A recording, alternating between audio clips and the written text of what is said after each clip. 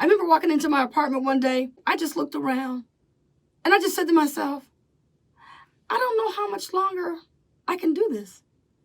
I was just so tired of this rat race. Just every day studying for the meetings, going to the meetings, going out in service, and dealing with jealousy and backbiting and people who just weren't happy. And, it was just not a place that I wanted to be. I just felt like there's got to be something better in my life than this. Lucy, are you still up there with that critical stuff, listening to those critical folks? You know what I'm talking about. Oh, Mom, it's just the critical thought. Lucy, you know the Watchtower Society don't go for that, reading other people's literature and on those internet sites, listening to those folks. You keep it up, and I'm going to have to turn you in. You're listening to The Critical Thought, where we challenge our listeners to use critical thinking when examining the teachings of Jehovah's Witnesses. Hi, this is Lady C. Thank you for tuning into my podcast. I'm going to talk about how I woke up as one of Jehovah's Witnesses. And basically, I did not wake up because of the doctrines. I woke up because of the people. Growing up in this religion, I noticed that our family, we got along very well with individuals in the Kingdom Hall, and we were a very well-respected family. My father was in the military, so we traveled around quite a bit. I was totally smitten by the fact that when you would go from one area of the country to another, you were welcomed with open arms. People were very loving. Even when we went to Puerto Rico, that was probably my biggest experience in seeing the love that was being shown by the brothers. And so my mom, every time we would move to a new congregation, she communicated with the brothers, and they would send a letter to Bethel, and they would find out what area we were moving to, and then they would send the letter to the congregation that we were going to be attending. And so it was like one of those things, not like, oh, this family is coming to the Kingdom Hall and you're waiting for somebody to speak to you. It wasn't like that. It was, this family has finally arrived and we're glad to see you. And this is the kind of experience that I had growing up. It was, you went to the Kingdom Hall, you were well respected, people were friendly, they were nice, you were invited out to their homes, you invited them to your home. It was just a wonderful life. That's what I remember about Jehovah's Witnesses. It was a wonderful life. And the networking was phenomenal. I mean, no matter where we went, witnesses were there. Witnesses would do anything for you. That was my experience growing up in this religion. Oh, yeah, and another reason why I really believed that and trusted that this was the truth is when my father and I took a road trip from Michigan to Maryland.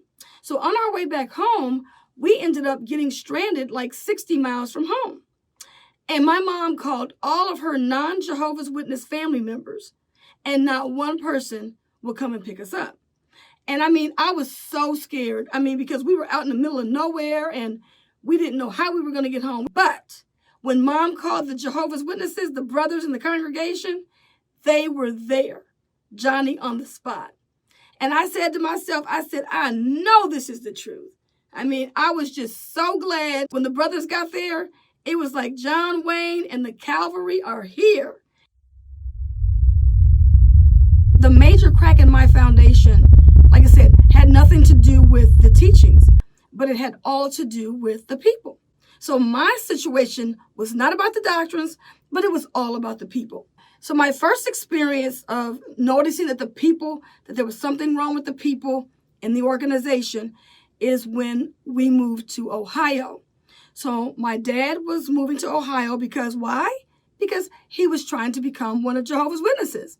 And the reason why he couldn't get baptized is because he was working as a civilian on a military base. And so when he decided to get baptized, he was still working that job. And so he decided that he was either going to quit his job eventually to get baptized if he couldn't find something. And me and my mom were supposed to help out and basically help make ends meet until he could get something else. And just so happened that my dad had such a good reputation, there was a guy that he used to work with that referred him to this job that he got in Ohio. And so that's when they began to make their journey to move from Michigan to Ohio. When we got to that congregation, I was dating JT. And of course, my mom, how witnesses, they just love to talk. And so my mom was telling everybody that, her daughter's dating a Bethelite and all this. My mom and dad, they moved into the congregation before I even got there.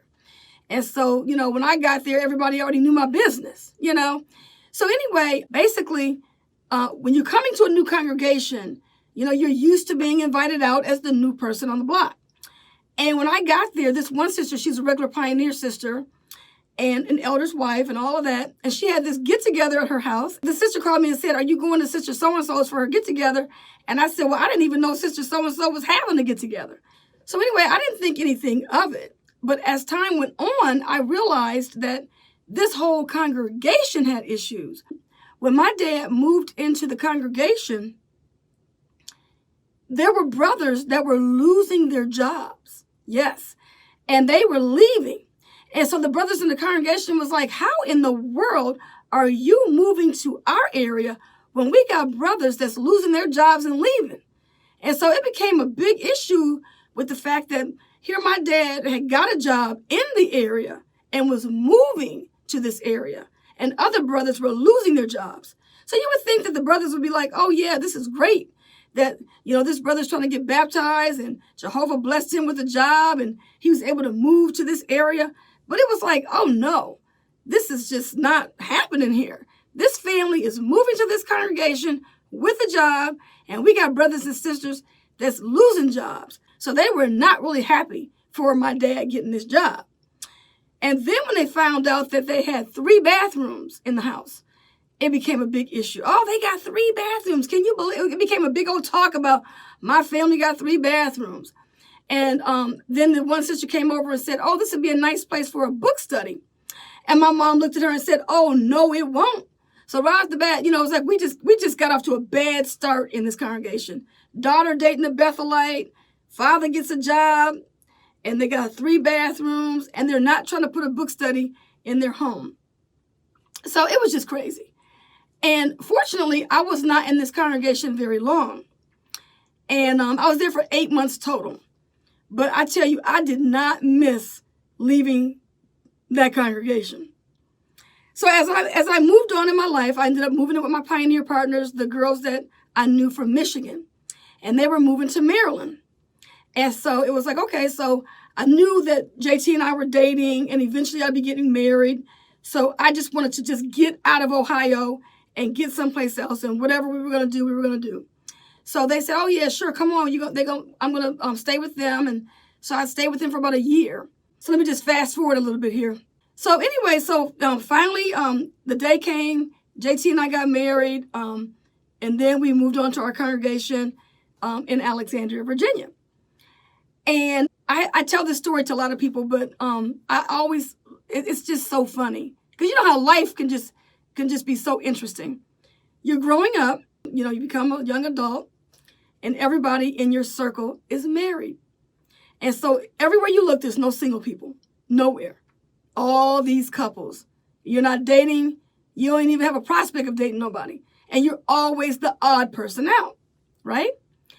So when I finally get married and we move to our congregation, we end up in a congregation with 40 single sisters. And so I go from being a single sister around all these married people, being the odd person out, to being a married sister around all these single people and being the odd person out. So here I am starting my marriage, and all these women looking for Mr. Right. And it was just such an awkward feeling. So all this craziness going on with the people, and I'm thinking about how my life was growing up and how people showed all this love, how I love my congregation, that's how I identified this religion. To being in these congregations and all this backbiting and hatred and jealousy. And so I'm just like looking around and saying, "Oh my God, this is crazy." And I remember, being in the congregation, and, we went to this one assembly, and the district overseer was giving a talk, and, JT and I were married. We have no kids. I remember sitting at the assembly hall that morning, and the district overseer was giving a talk. And he came up with this acronym. This is the first time that was ever introduced to me, and it's called DINKS, DINKS, double income, no kids. And so here we are being introduced to this terminology at the assembly. And of course, this was not in a positive light. This was in he was making this comment in the light of how many people are married, they're double income, and they ain't got no kids. So, everybody's looking around the assembly hall, looking at all the married couples that are considered dinks, and they have no kids. And so the talk was basically dogging us. Like, if you are a married woman and your husband's working a job and you ain't got no kids, why are you working a job? So here you got these people judging you based on the fact of this talk that the district overseer is giving about a couple being a dink, double income, no kids. So you get all of this backlash. You're going to work and you go to the Kingdom Hall, you got a new dress on, and they're keeping track of this. The brothers in the congregation, the sisters in the congregation, they're keeping track of every time you come into the Kingdom Hall with a new suit or a new dress on, because they're getting ready to dog you. Because once again, you're a dink. You're a double income and you have no kids. And now you got a new dress on. You got a new skirt, new blouse, whatever it is, they're dogging you. And so you're looking at people like, why are you judging me? And it's really interesting because when JT and I were, in the congregation and we were in the organization, we were just barely making ends meet, and both of us were working full time. So it was like, nobody knows what your bank account looks like. So I'm just telling you that a lot of times, Jehovah's Witnesses are just clueless about finances and about what people's bank account looks like. So all these little crazy things are happening. I'm noticing that we get these circuit overseers. They're coming into the congregation, playing favoritism. The wife is acting like a nutcase. There's just no love being shown. And just people are just crazy. And I just got to say it like this. CRAZY. That's all I saw was a bunch of crazy people in a religion touting that we're the most happy people in the world. This is where Jehovah's Spirit is. This is where you have to be at the Kingdom Hall. And yet I didn't want to be at the Kingdom Hall with the people with that attitude. It got to the point that I felt like our congregation had highs and lows. You could go to the Kingdom Hall one week and everybody could be like jolly and happy and excited to see everybody. And you could go there the next week and everybody could be like on a low of just nobody was speaking, nobody was talking. It was like one congregation had one personality, and it was just crazy. And so I was really in tune to that. And I guess the reason why I was so in tune to it is because, like I said, growing up, I had just the opposite effect. And I can tell you right now, I can see myself being one of those people that could have just left the organization and been a walkaway believer, because the people, I didn't feel a connection with them. I didn't feel the love there. So if I didn't get married and I had to go to that congregation by myself, I couldn't even see myself staying there. And I remember when we were backing out of the Kingdom Hall parking lot, and I looked at JT and I said, I don't want to go here.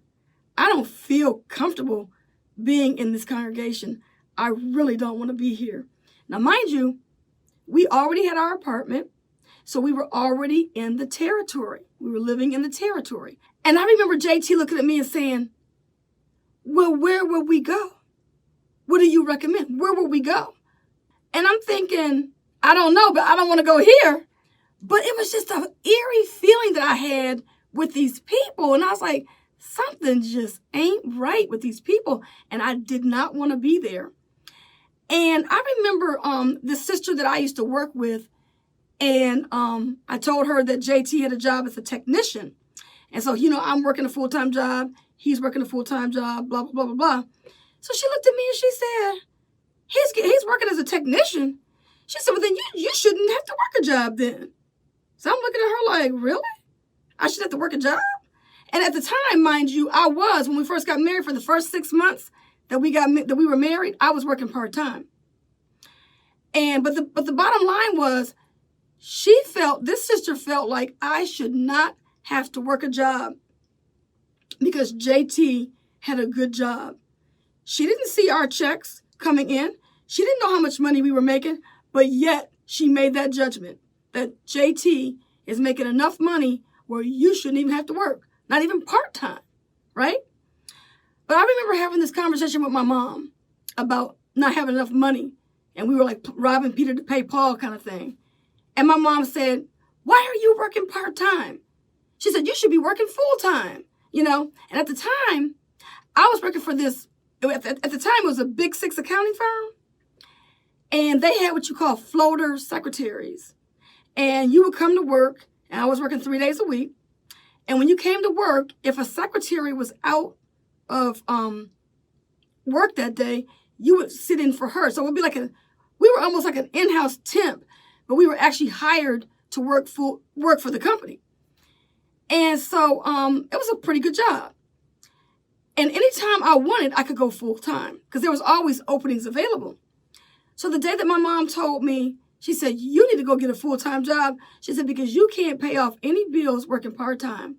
So I remember going into work on a Monday, letting them know that I wanted to work full-time. And so I started working full-time.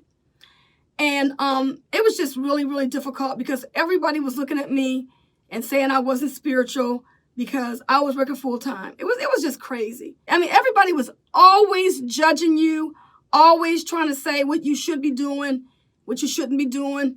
You're not doing enough for Jehovah.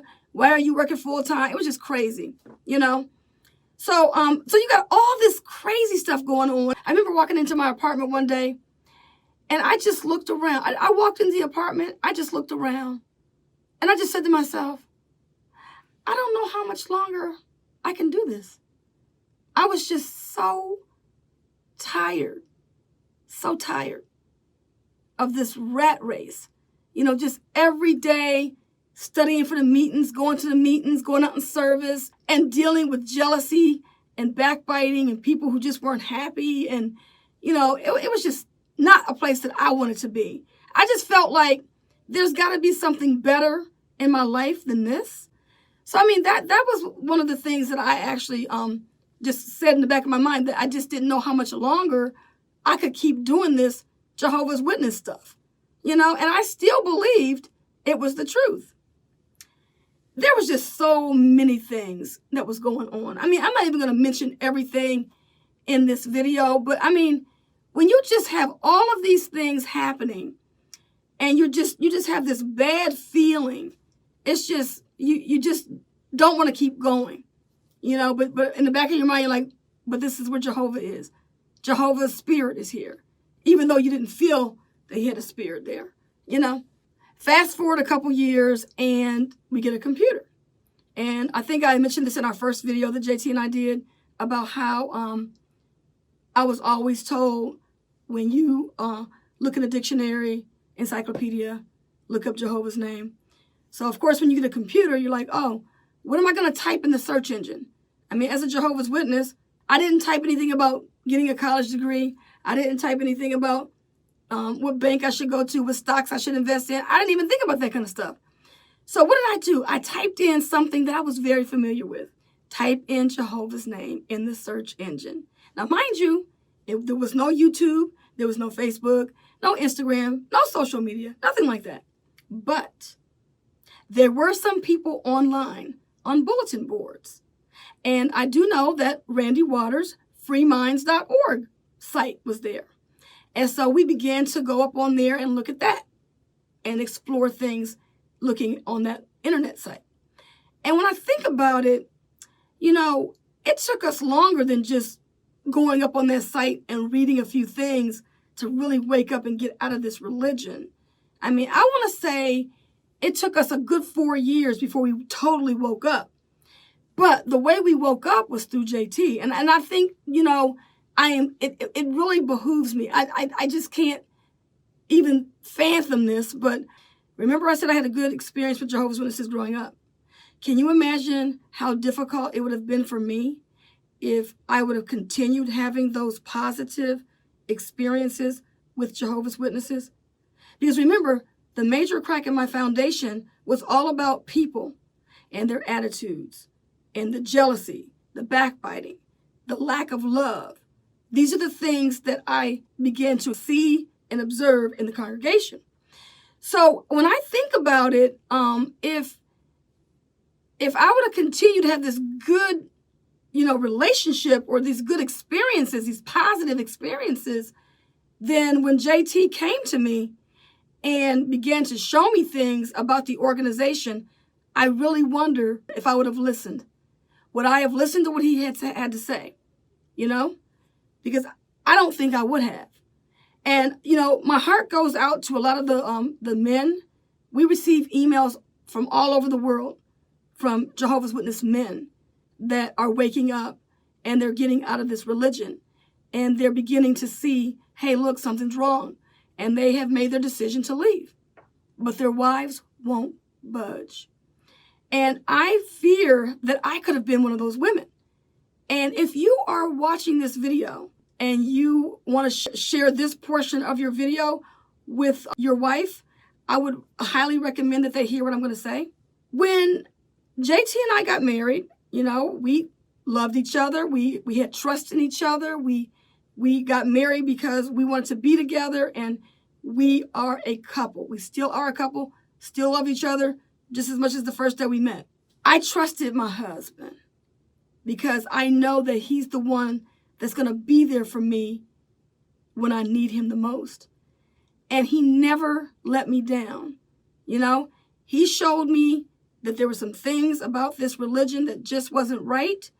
And when I married him, I have complete respect for my husband. It wasn't about, I've got to go and turn him in to the Watchtower Society, or I need to let them know that you're an apostate, that kind of stuff.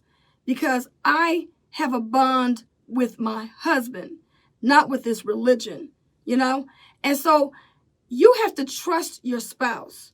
If your spouse is with you, your spouse hasn't cheated on you, your spouse has been there for you every day through thick and thin. At the end of the day, it is your husband that's going to care for you and love you and be there for you. And so you owe it to yourself to listen to what he's saying. You can't keep using the excuse that this is Jehovah's organization. Because when you look at your husband, and especially those of you who have husbands that were in leadership roles, and you knew how devoted your husband was to the organization and how he carried out his responsibilities, why would you not trust him? Why would you look at him and think that he's going astray? You have to put that trust in your husband. Give him a chance to explain it to you and help you understand what it's all about.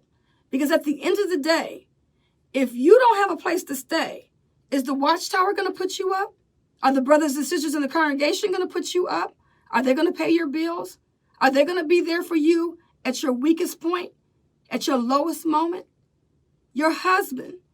And for those of you who have wives that have left and the husbands won't leave, I'm going to say it for you too. Your wife. She's been there for you. She's done everything for you. And so when it comes to your marriage, don't allow outside forces to tear down your marriage. And be willing to be open-minded and look and see what is being said. Now, the reason why it was pretty easy for me to open up and listen to what JT had to say is because we had that kind of a relationship.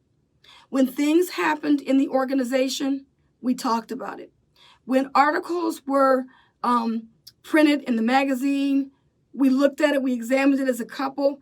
And, when you think about it, there's just so many dynamics that goes into this, Jehovah's Witness thing, and being able to wake people up and help them to see the truth for what it really is. But I mean, everybody is different. Everybody has different needs, different wants. So for people who have spouses that they haven't woken up yet and they're not really interested in hearing what you have to say, you have to understand that you're taking something from them and you're not replacing it with anything. So I'm just putting it out there and, giving you guys something to think about and helping you to see that you're not alone in the struggle when it comes to trying to get out of this religion. So anyway, when JT came to tell me about this religion not being the truth, and he started showing me all the evidence that he had, I mean, I was on board with it like within 30 minutes. I was like, yes, yes. I was a little nervous. I was a little scared. I was a little apprehensive. I was a little like, what if this really is the truth? I was saying all of that stuff. But at the end of the day, I was right behind JT, right out the door. This is what he told me. If the end doesn't come by the year 2000, I'm out of here. And at first I got a little nervous because I was like, this is 1998. And I'm like, oh my God, 2000, that's only a couple years from now. And I had made some good friends and I was having a great old time with my friends and everything. So I was a little bit, apprehensive about that and losing them. But I wasn't apprehensive about walking out the door from the Watchtower because I just didn't feel right being there. Something about this religion just wasn't working with me, And so, and we didn't even make it to 2 years because we left in the same year that JT said it. Once we found out that the truth was not the truth, it was very difficult to keep going to the Kingdom Hall. So we ended up leaving in April of 1998. So this has been Lady C. I want to thank you so much for listening to my story. This program was sponsored by Critical Thinkers.